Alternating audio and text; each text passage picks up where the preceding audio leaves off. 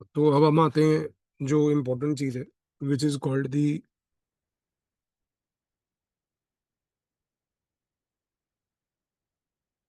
Issues arising out of growth and development.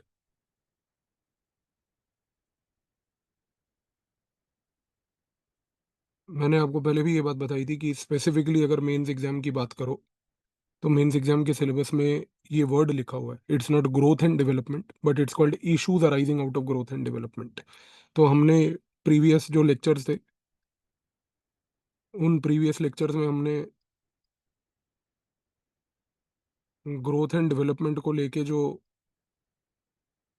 Context और theory थी वो पूरी पढ़ी है। और आज हम बात करेंगे इश्यूज को लेके, स्पेसिफिकली जो मेंस के सिलेबस में टॉपिक है जिसको हम एड्रेस करने की कोशिश करेंगे आज। तो सबसे पहला इशू क्या है जी? Issue number one is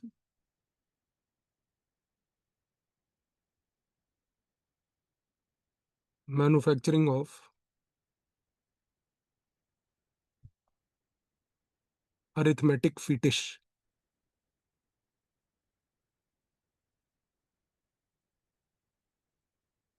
manufacturing of arithmetic fetish, इसका क्या मतलब है? इसका मतलब ये है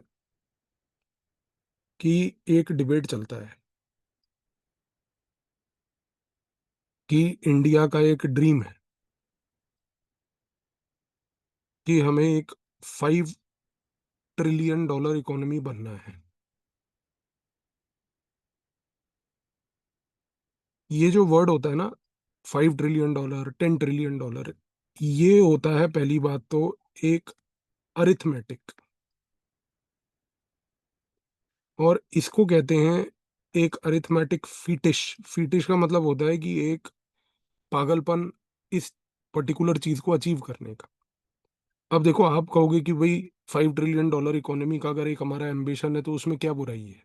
10 ट्रिलियन डॉलर का अगर मान लो एम्बिशन है तो 10 ट्रिलियन डॉलर के एम्बिशन में क्या बुराई है?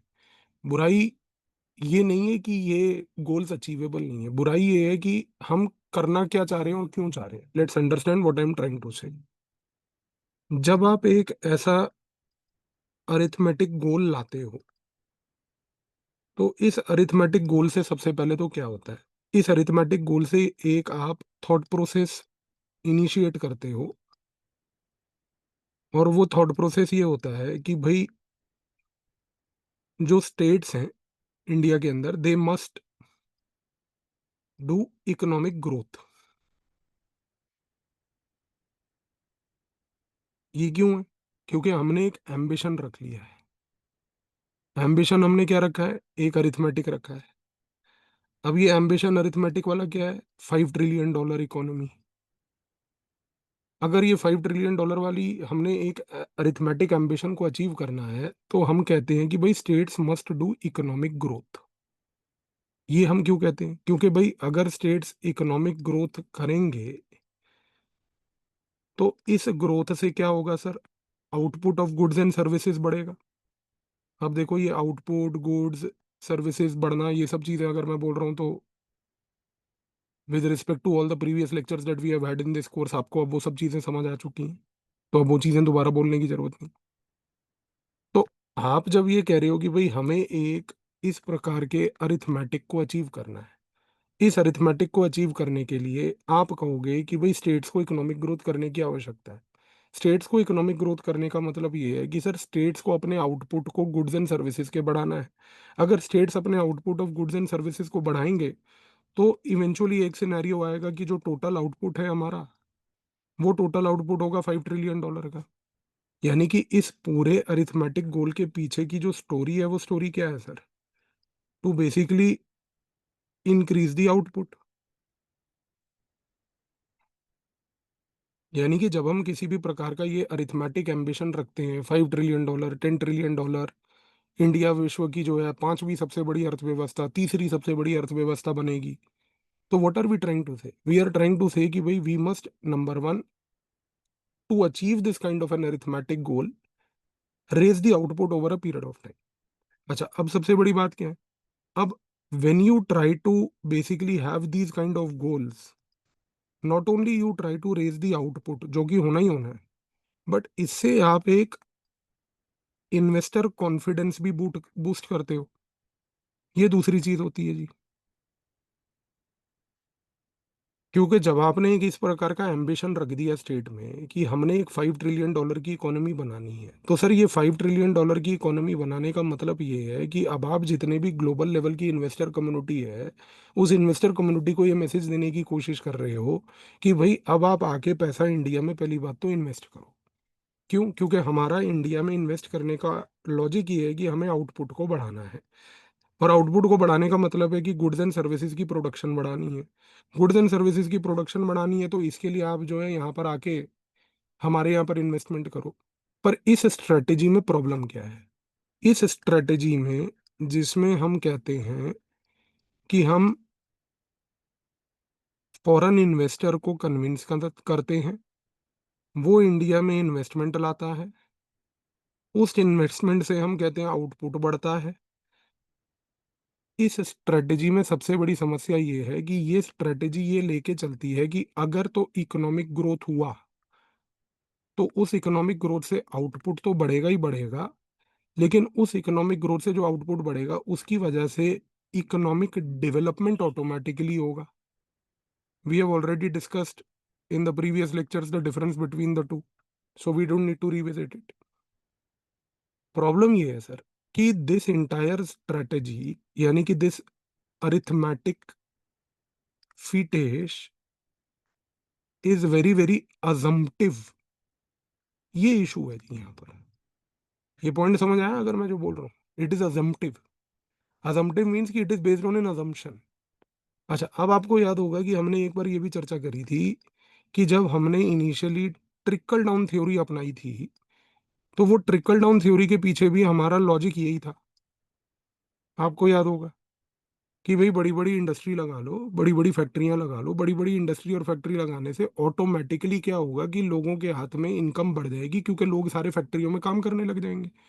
पर भाई लोग फैक्ट्री में काम तो तब करेंगे जब लोगों के पास उस समय फैक्ट्री में काम करने का स्किल हो।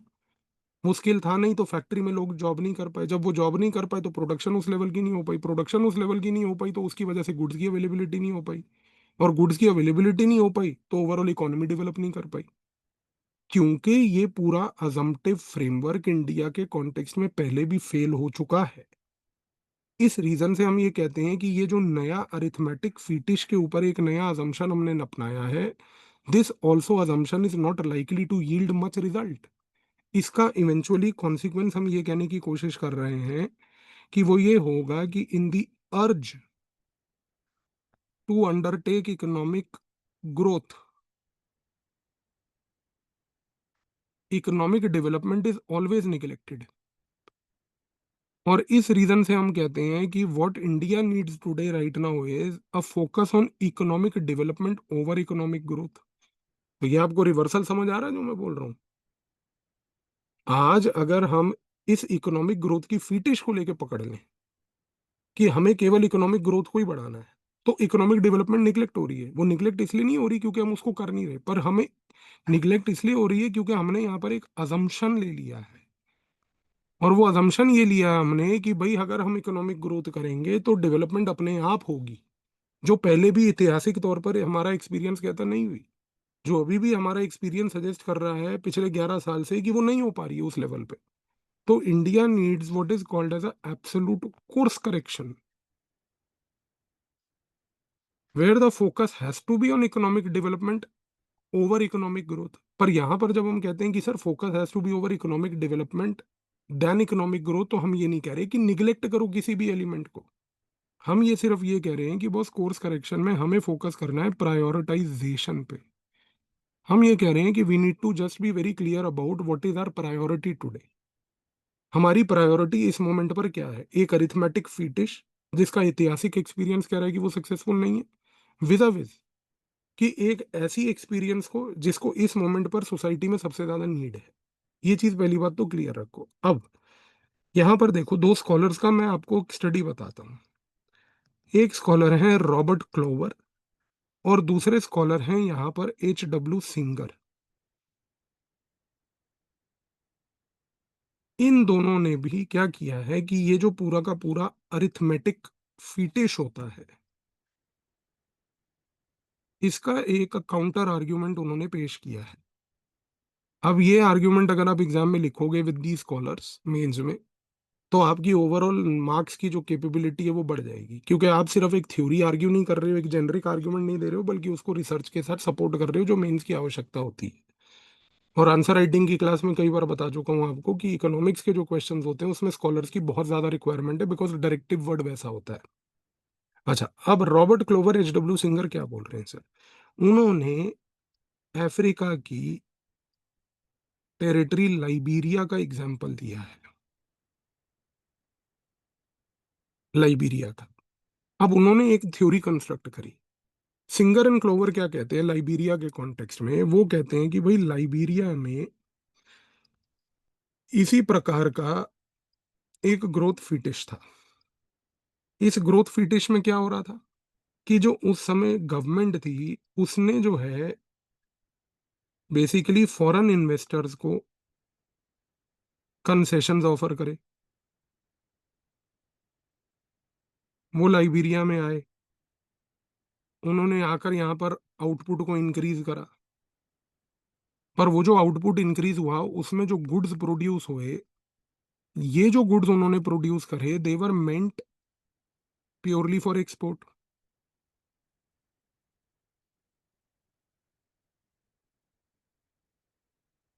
फॉरेन इन्वेस्टर लाइबेरिया आया, फॉरेन इन्वेस्टर को कंसेशन मिला, फॉरेन इन्वेस्टर को लगा कि यहाँ जाकर मैं गुड्स को प्रोड्यूस करता हूँ।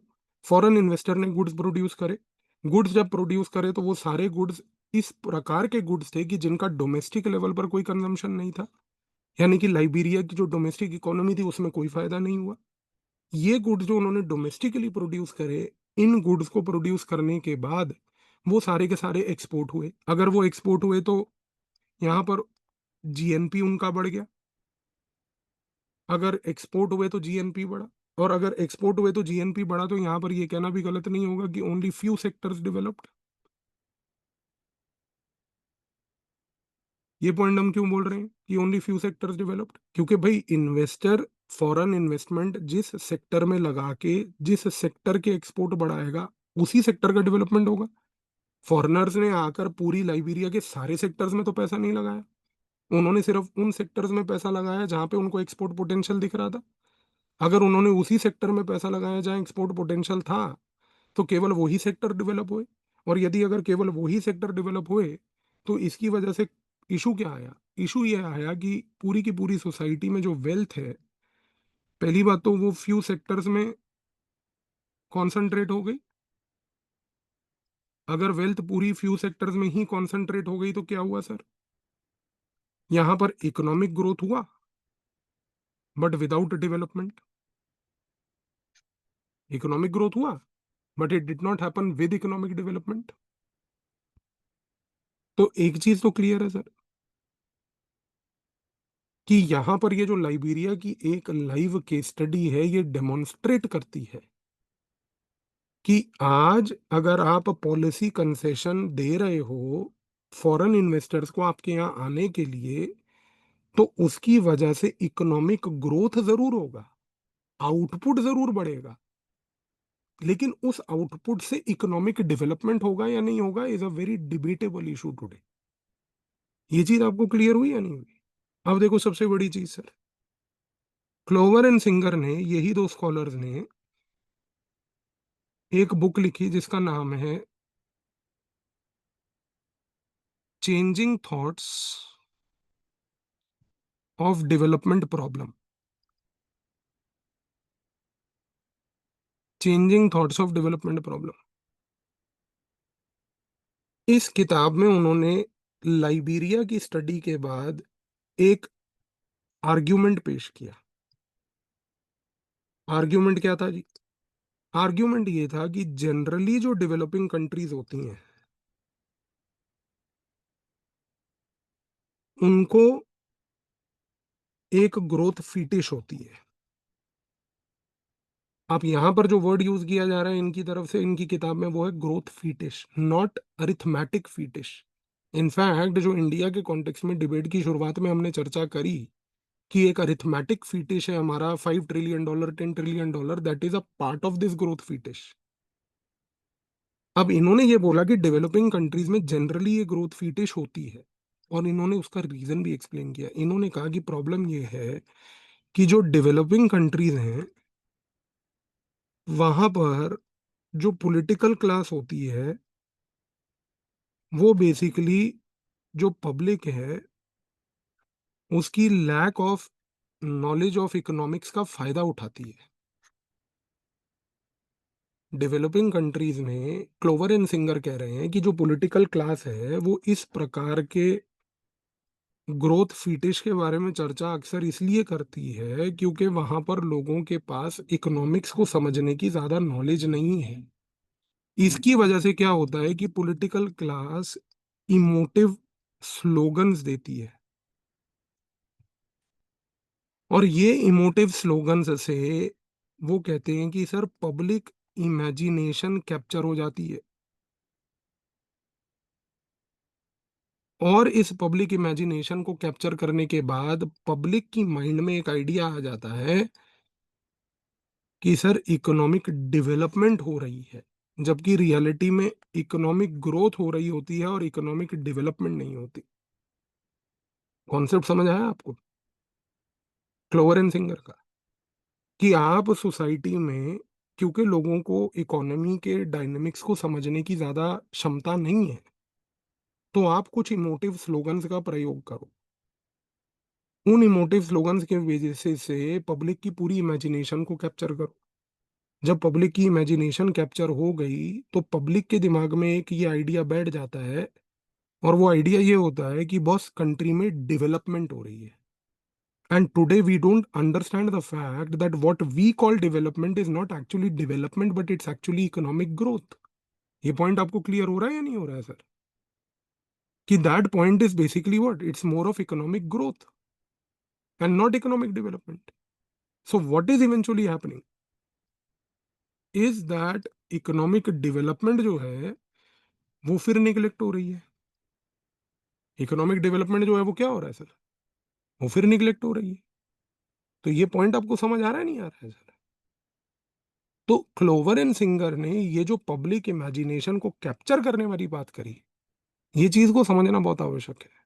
लेकिन इसी क्लोवर एंड सिंगर के पॉइंट को अगर हम देखें आगे, तो यहां पर Amartya Sen plus gene dredge ने एन अनसर्टन ग्लोरी, जो उनकी किताब है, उसमें उन्होंने एक आर्ग्यूमेंट फिर से पेश किया। आर्ग्यूमेंट क्या था जी? उन्होंने आर्ग्यूमेंट ये पेश किया कि सर आज की डेट में इकोनॉमिक डेवलपमेंट के लिए इकोनॉमिक ग्रोथ इज नीडेड। तो आप ये नहीं कह सकते कि सर इकोनॉमिक ग्रोथ की नीड नहीं है। नीड है, क्योंकि इसी से रिसोर्सेज जनरेट होते हैं, इनको चैनलाइज किया जाता है इकोनॉमिक डेवलपमेंट के लिए। तो यहाँ पर एक चीज तो वेरी क्लियर तरीके से हमें समझ आ जानी चाहिए सर, कि अमर्त्य सेन जॉन्ड्रेस जो हैं वो ये कह रहे हैं बॉस कि आज अगर आपको सोशल कमिटमेंट्स को अचीव करना है, आज अगर आपको पॉवर्टी, इनइक्वालिटी, मैल न्यूट्रिशन, इन चीजों को अगर एड्रेस करना है, तो इनके लिए आवश्यकता है रिसोर्सेज की, और रिसोर्स का जनरेशन सिर्फ इकोनॉमिक ग्रोथ से होगा। क्योंकि जब आउटपुट बढ़ेगा तो आउटपुट बढ़ने से क्या होगा, टैक्सेशन बढ़ेगा। आप चीज को समझ रहे हो? क्योंकि आउटपुट बढ़ेगा, सरकार उसी आउटपुट पे टैक्स लेगी, टैक्स लेगी तो सरकार के पास रेवेन्यू इनफ्लो होगा, उस रेवेन्यू इनफ्लो से क्या होगा कि सरकार सोशल कमिटमेंट को फुलफिल कर पाएगी।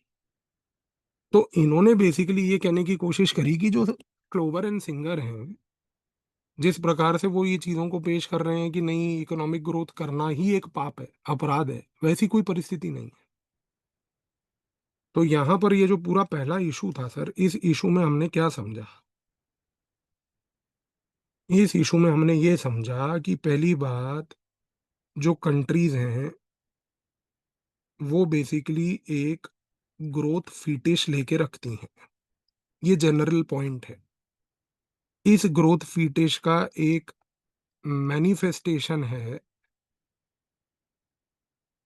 अरिथमेटिक फीटिश, जो इंडिया में हम देखते हैं आज की डेट में। इस ग्रोथ या अरिथमेटिक फीटिश के कारण होता ये है बॉस कि इकोनॉमिक ग्रोथ प्रायोरिटाइज होती है, बट इकोनॉमिक डेवलपमेंट निगलेक्ट होता है। अब सबसे बड़ी चीज यहां पर सिंगर एंड क्लोवर कहते हैं लाइबेरिया के कॉन्टेक्स्ट में कि कंसेशंस दिए गए, इन्वेस्टर आया, इन्वेस्टमेंट हुई, इकोनॉमिक ग्रोथ हुआ, एक्सपोर्ट बढ़े,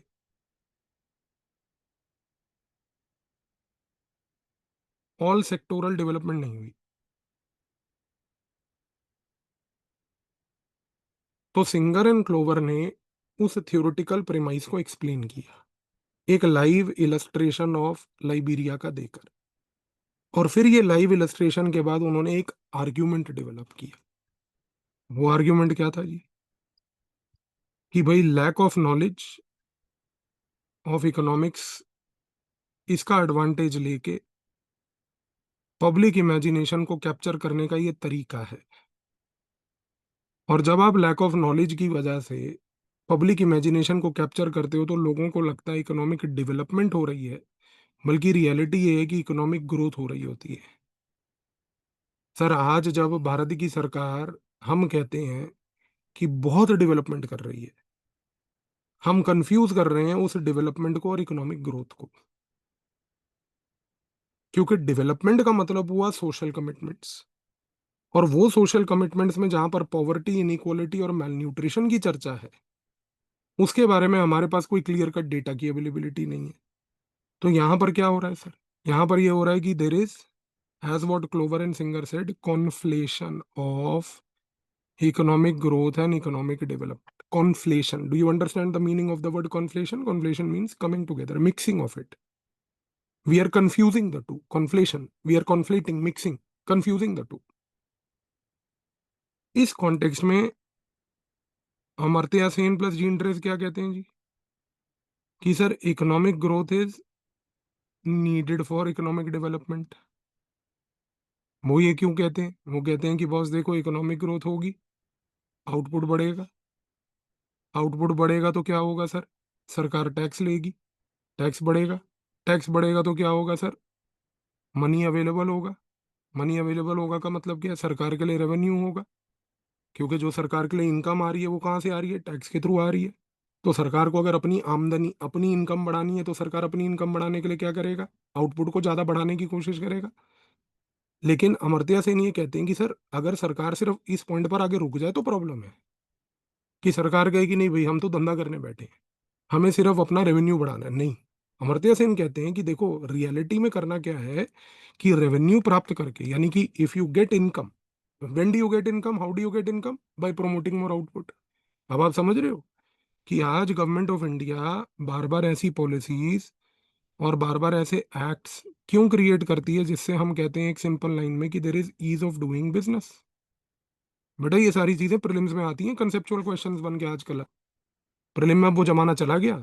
मैच द फॉलोइंग कि भैया वैट कब आया था 1999, जीएसटी कब आया था 2017, वो क्वेश्चन नहीं आने वाले अब। कंसेप्चुअल क्वेश्चन आते हैं प्रीलिम में, ध्यान दो। तो गवर्नमेंट ऑफ इंडिया क्या कर रही है? बस पॉलिसीज बना रही है, एक्ट्स बना रही है। इससे क्या हो रहा है? इन पॉलिसीज और एक्ट्स की वजह से, इन पॉलिसीज और एक्ट्स की वजह से एक चीज तो बिल्कुल क्लियर हो रही है। यहाँ पर ये हो रही है कि भाई हम आज की डेट में सबसे इंपॉर्टेंटली ये इंश्योर कर पा रहे हैं कि there is ease of doing business. अगर ईज ऑफ डूइंग बिजनेस हो रहा है तो इससे क्या फायदा होगा सर? इससे फायदा ये होगा कि सर इकोनॉमिक ग्रोथ बढ़ेगी। वो क्यों बढ़ेगी? वो इसलिए बढ़ेगी क्योंकि आउटपुट बढ़ेगा।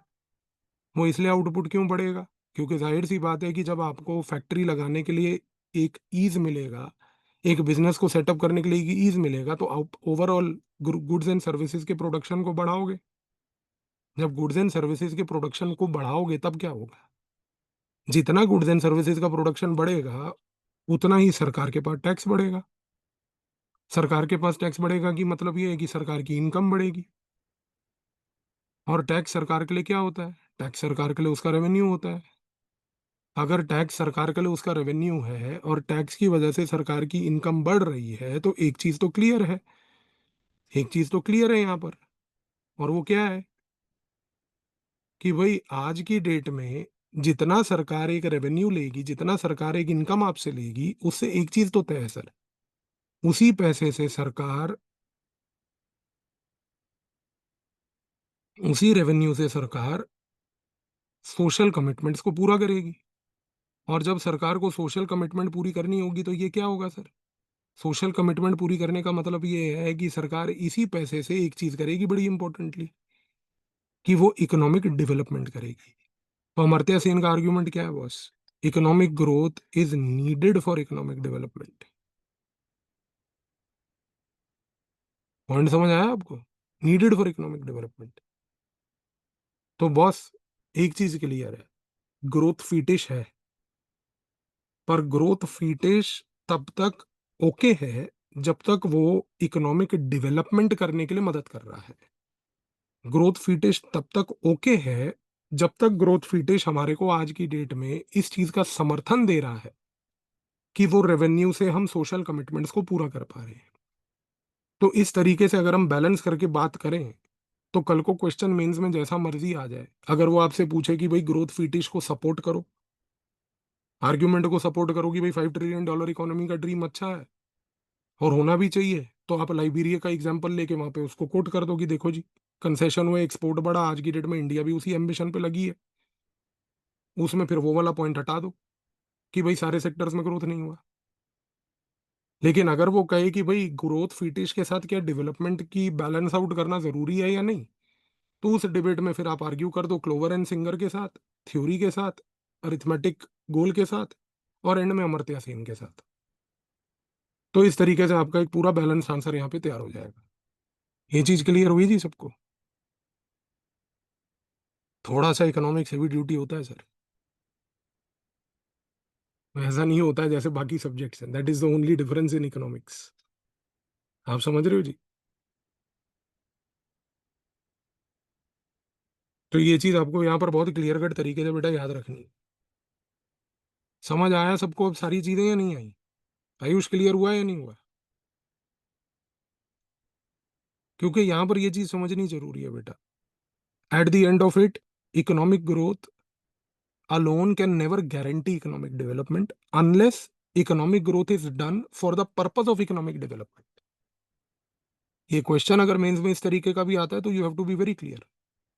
मैं फिर रिपीट कर रहा हूं, economic growth is crucial for economic development. Saying economic growth alone will ensure economic development will not work. Economic growth has to be given that direction for economic development. इसी reason से हमने अमर्त्य सेन वाला argument लिया कि boss आप growth करो। Growth करने से क्या होगा? ग्रोथ करने से एक चीज तो क्लियर हो जाएगी बॉस, कि जब आप इकोनॉमिक ग्रोथ करोगे तो जो रेवेन्यू आपके पास आएगा, जो आपकी इनकम होगी, that has to be channelized for social commitment. तो you can not merely say that boss my objective as government is only to raise revenue. So government is not here sitting today for basically doing income generation activity. Government is here for the purpose largely to ensure that economic growth, revenue is equal to economic development. ठीक है जी? तो unfortunate reality ये है कि India के case में the divergence is relatively pretty weak. जब से हम बात कर रहे हैं ट्रिकल डाउन थ्योरी की, क्योंकि ट्रिकल डाउन थ्योरी में भी यही असम्पशन था, heavy industrialisation is equal to trickle down, नहीं हुआ। फिर IT led growth is equal to trickle down, नहीं हुआ। Manufacturing base missing is equal to now creating manufacturing base, नहीं हो रहा। Arithmetic fetish is equal to trickle down, नहीं होगा।